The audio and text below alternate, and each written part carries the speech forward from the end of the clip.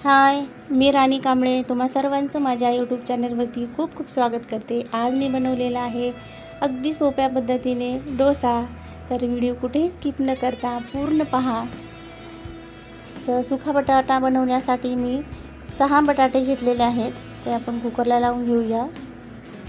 आणि डोसा बनवण्यासाठी आपल्याला लागणार आहे 1 वाटी रवा, अर्धी वाटी बेसनचं पीठ आणि 1 छोटी वाटी तांदळाचं पीठ। या तीनही वस्तू अशा प्रकारे घ्यायच्या। जास्त रवा घ्यायचा। आता हे तीनही आपण मिक्स करून घेऊया। बेसन पीठ, हे आहे तांदळाचं पीठ आणि हा आहे 1 वाटी रवा। हे छानपैकी आपण मिक्स करून घेऊया। मिक्स करून घेऊया।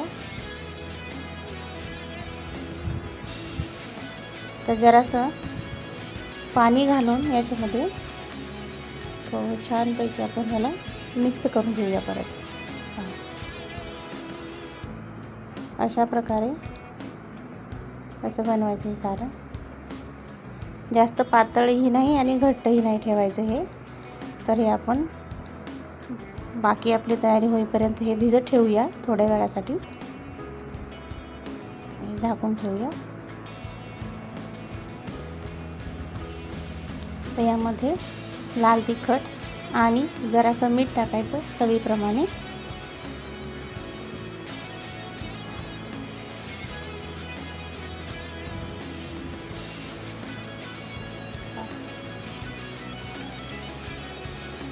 जास्त थोडंसं मिक्स करून ठेवलं का जरा वेळ तर हे छान मिळून येतं आणि डोसा छान कुरकुरीत मस्त बनतो। आता आपण बनवूया नारळाची चटणी। त्यासाठी लागणारं साहित्य आहे कोथिंबीर जास्त घ्यायची, 3-4 हिरव्या मिरच्या, 1 टोमॅटो, थोडेसे शेंगदाणे आणि जरासं खोबरं किसून घ्यायचं ते तुमच्या आवडीप्रमाणे। आता हे सगळं आपण मिक्सरच्या भांड्यामध्ये घालून ग्राइंडर करून घेऊया। आणि 5-6 लसणाच्या पाकळ्या। आता यामध्ये आपण जरासं पाणी घालून मिक्सरवर काढून घेऊया। तुमच्या आवडीप्रमाणे मीठ घाला।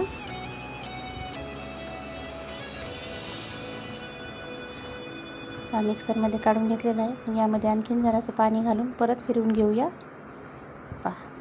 छान अशी खोबऱ्याची मस्त चटणी झालेली आहे तयार। आता आपले बटाटे इकडे उकडलेले आहेत। तर सुका बटाटा बनवण्यासाठी पहा 1 टोमॅटो, कढीपत्ता, कोथिंबीर, हिरवी मिरची आणि लसूण याची पेस्ट, जरासं तेल आवडीप्रमाणे आणि बटाटा आपण सारा मॅश करून घेऊया। आता सुका बटाटा बनवूया।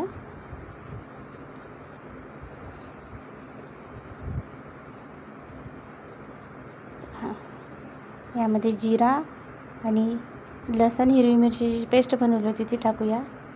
हा कढीपत्ता आहे, कोथिंबीर,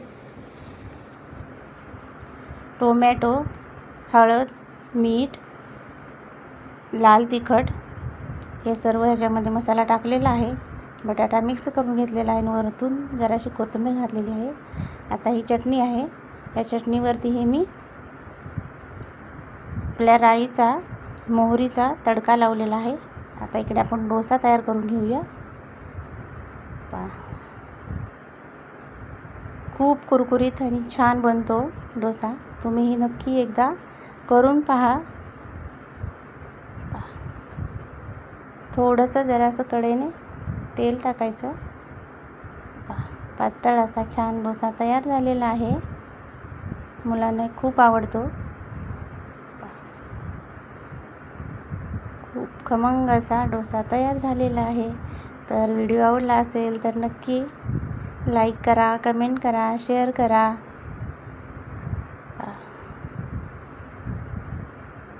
आणि कमेंट करून मला नक्की सांगा. खूप सोपी पद्धत आहे,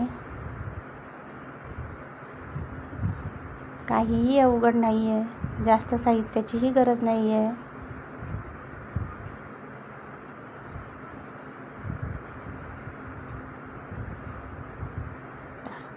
नक्की ट्राय करा तुम्ही पण एकदा.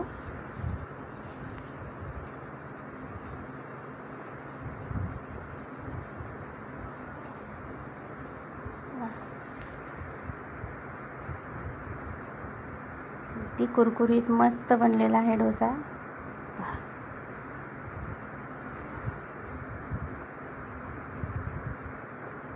जरासं तेल कडेने घालून घ्यायचं म्हणजे कुरकुरीत आणखीनच बनतो. तुटतही नाही. किती छान झालेला आहे डोसा. चॅनलवर नवीन असाल तर नक्की सबस्क्राईब करा. या खायला सर्वजण डोसा.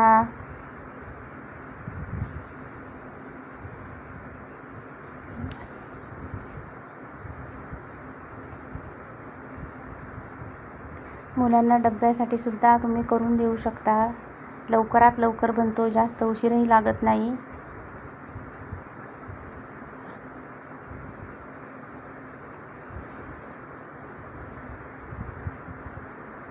आपला डोसा तयार झालेला आहे. चटणी तयार झालेली आहे. कोणाकोणाला आवडतो डोसा कमेंट करून नक्की सांगा. भेटूया पुढील व्हिडिओमध्ये. बाय.